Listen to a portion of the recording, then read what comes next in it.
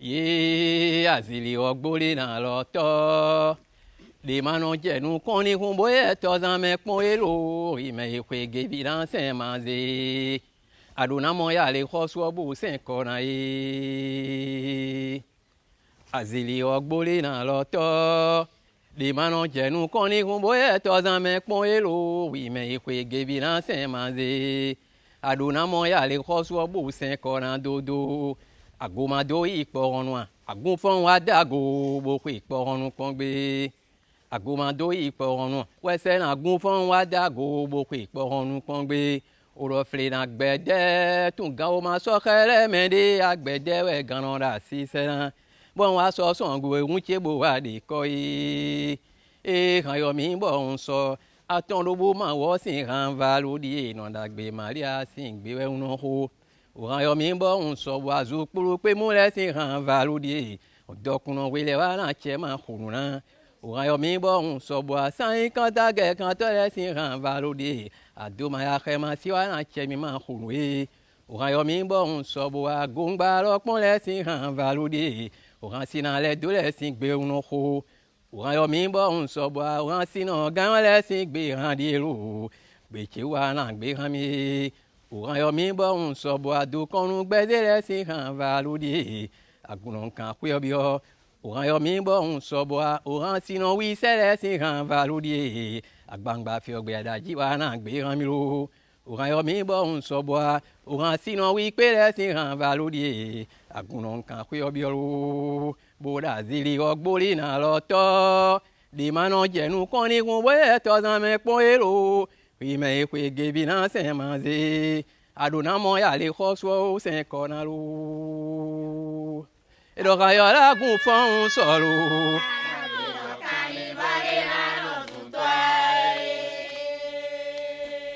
O kayo la gun fon solo. O kaniva de manos un tonu e.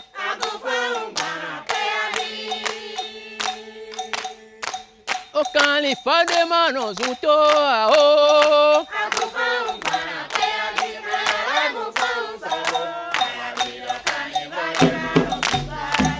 ayo la gun fon so ayo la gun fon solo o califa de manos un to o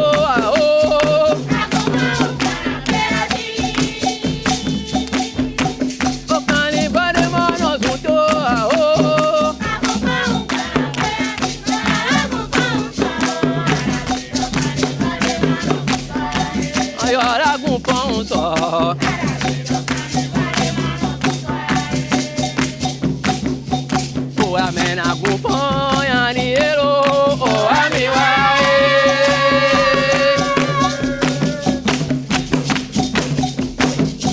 o esena gupon yani ero o amiwa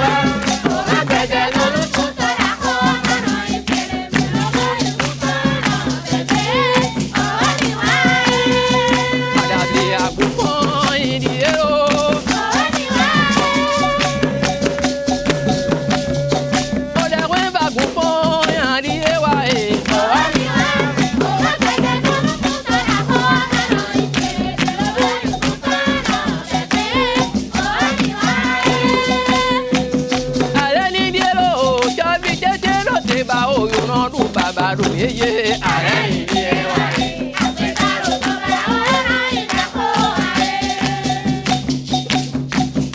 are ni lo to bi de lo te ba o ran du baba do ye are ni e wa apetaro to la ora ina ko are ni lo apetaro to la ora ina ko aguponi ye apetaro to la ora ina ko are ni ba o ran du baba do ye are ni e wa apetaro to la ora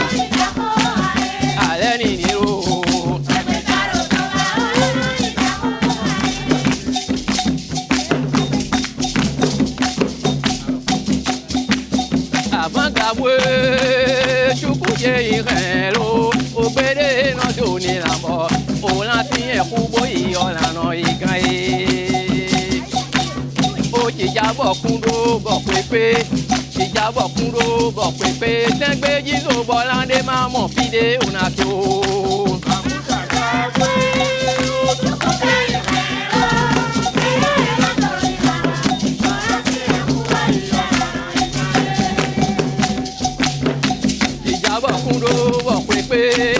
ìjábọ̀ kúndó bọ̀ pépé tẹ́gbẹ́jì tó bọ́ládé máa mọ̀ kílé òun àti o.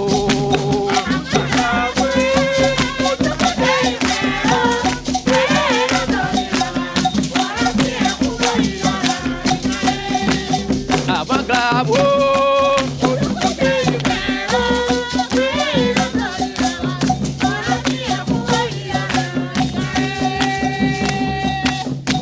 ìjábọ̀ kúndó bọ̀ pépé ìjábọ̀ kúndó bọ̀ pépé tẹ́gbẹ́jì tó bọ́ládé máa mọ̀ fídé òun àti.